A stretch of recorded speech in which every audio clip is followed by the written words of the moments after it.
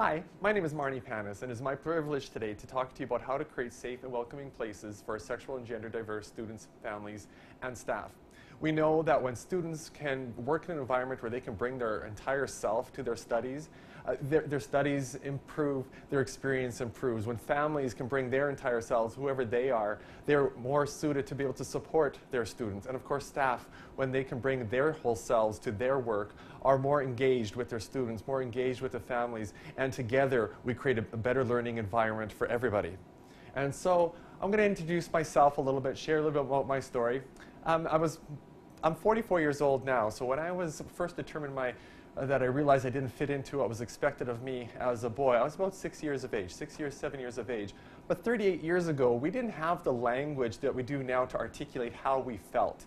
I just knew I didn't fit into what was expected of me as a boy, and then later a man.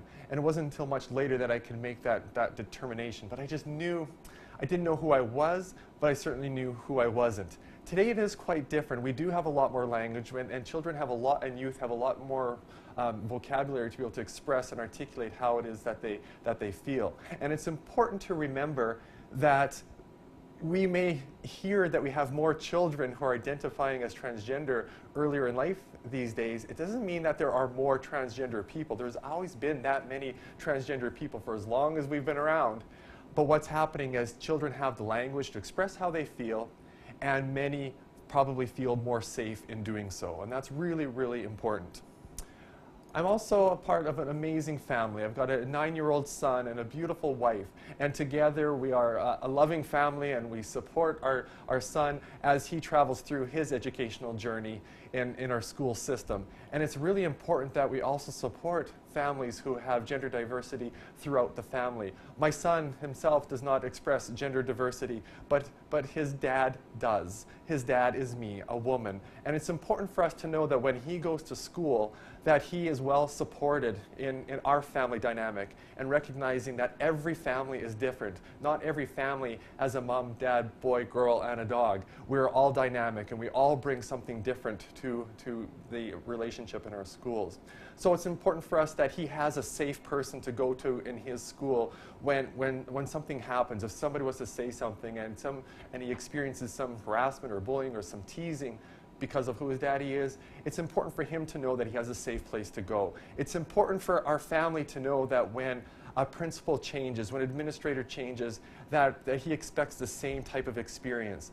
When he goes into a different school as he gets older, it's important for us to know that he will have that continuum of experience and an opening and welcoming, safe environment that we've enjoyed up to this point. So it's really important that we look at the entire family as this picture, because I'm able to be supported by the school, I'm able to support my son in a more meaningful way, and because of this, he's able to thrive in his education. When we have these conversations, we realize that everybody brings in their own unique values, their own perspectives, their own beliefs. And it's important to recognize that we all have them, but it's also important as administrators, as educators, as even fellow parents, that those values and beliefs that we have do have an impact on every interaction that we have.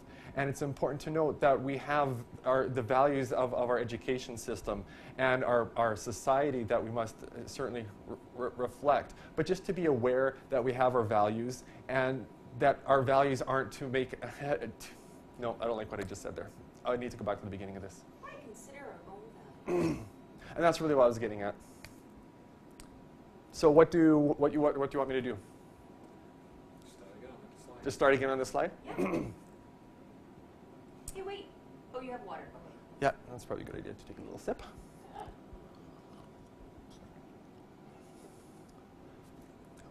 Can I start?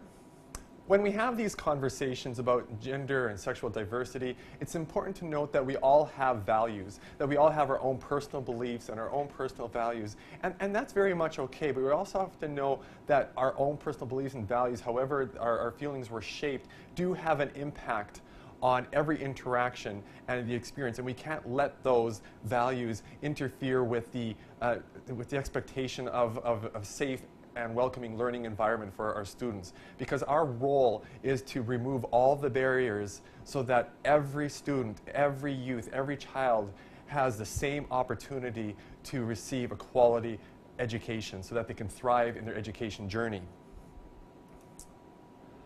The first thing we need to talk about is the word transgender. And it's important to remember that I'm not sick, I'm transgender. And quite often there's this view that being transgender is a pathology that has to be treated, a disease that has to be cured. Being transgender is not a mental health problem. In fact, that is probably the one thing I'm most healthiest about. That was day one of therapy that I was able to figure out. The next 2 years of therapy was, how am I going to get through society? A society that is not ready to accept me, to get over the fear of coming out in society. That leads to the mental health problems. That leads to the high suicide rates, the isolation, the desperation, the loneliness. So it is that we have to work with, but being transgender in itself is not a mental health problem. So we need to start from that basis. Let's get to know a few of the terms and a few of the, just the terms that will really help us understand these concepts. And I want to start with sex and gender. And when a baby is born in a doctor or in a hospital, the first thing that the doctor does is hold up the baby and say, it's a boy, it's a girl. And why? How is that determined? Well, whether the child has a penis or a vagina. But it's important to note that there is a difference between sex that you're assigned at birth and gender. So sex is a legal determination that is given based on whether you were born with a penis or a vagina, and really nothing more than that fact. For gender, however, it's a social and cultural expectation of your role and presentation, how you present yourself, your internal sense of what your gender is. So it's important to note that I wasn't born a boy and changed into a girl. I've always been a girl. I was a girl who was assigned male at birth because I was born with a penis, but I've always been a girl, and that's important to remember. And for the majority of the population, 99% around that number, the gender and the sex that they're assigned at birth match. But for 1%, around that number, that doesn't match. And that's where we hear the term gender dysphoria, transgender, gender diverse, gender queer, all of the people that don't fit into the sex that they were assigned at birth.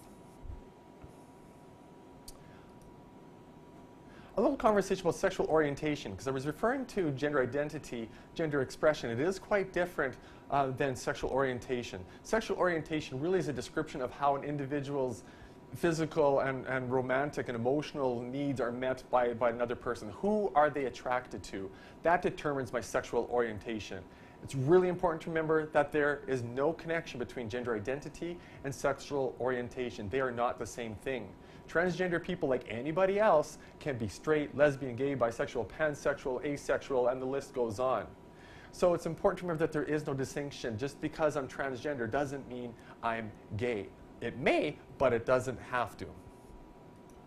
When we talk about transgender, though, the word transgender, it's really an umbrella term for people whose gender identity or gender expression differs from what is typically associated with the sex that they were assigned at birth. And so often it's an umbrella term that describes that people self-identify as. Some people may use the word trans, and some people may not use this word at all. So it's really important to model back what other people are saying about their identity.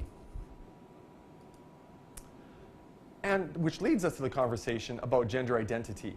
Gender identity is really an internal, deeply held sense of one's gender. And this is something that you determine around 6, 7, really early in life, even earlier for many. And it's important to remember, children don't just decide or just don't realize at age 6 or 7 that they're transgender. They realize at that age, like any other child, what gender they are. The difference between transgender and non-transgender is that everybody else in the world is telling them that they're another gender that they think they are, that they feel that they are, that they know inherently that they are. That's the difference. Everybody really knows their gender identity quite early. And for transgender people, though, it's really their internal sense of their gender. And it may or may not match what we express on the outside, but it's really what's in our heart, our soul, our mind, our body. Everything that we feel is our gender identity. Most people identify with the gender of a man or a woman, But it's important to note that we are not restricted by that binary view of gender of male and female. Many people identify along the spectrum between man and women. Many people move in a fluidity, and we call that gender fluid, between characteristics of one identity and another. Some people do not identify with a gender at all, and that's very important to note. Unlike gender expression, gender identity is not visible to other people. It is our internal self. But gender expression is that external manifestation of our gender. It is the clothes that we wear, the name that we use, the pronouns that we use, the way we do our hair, the way we walk, the way we interact socially. All of those are an expression of our gender. An expression of our gender also includes what facilities we use in respect to washrooms and change rooms. That is an expression of our gender, which is, of course, a protection under our Human Rights Act. An expression of gender may be masculine, it may be feminine, it may be a combination of both or neither, it may be androgynous, but it's an expression of our gender. Typically, transgender people seek to make their gender expression align with their gender identity, and that may happen through hormone treatment, it may happen through physical changes, through surgical changes, or it may not. And we have to remember that every journey is different, and everybody will express their gender in many different ways, and that is all okay. So let's just review this. What are our terms to know? We talk about gender identity is in our mind, it is in our soul, it is in everything that we do. That is our internal sense. Our sexual orientation is in our heart. Who are we attracted to? Who do we love? And the sex, that was the legal determination that we were given when we were born with either a penis or a vagina. All three different things. And I think the best way of describing it, sexual orientation is who I may be attracted to, who I go to bed with, where gender identity is who I go to bed as. Those are two different things. So I'm going to leave you with this quote. And this is a real challenge for anybody, not even people who are gender diverse and transgender, but truly everybody. To live in this world, to be yourself in this world, in a world that is constantly trying to change you, to make you something other than you are, is the greatest accomplishment. And what we're trying to do with supporting our students is to allow them to thrive as the people that they are. Thank you very much.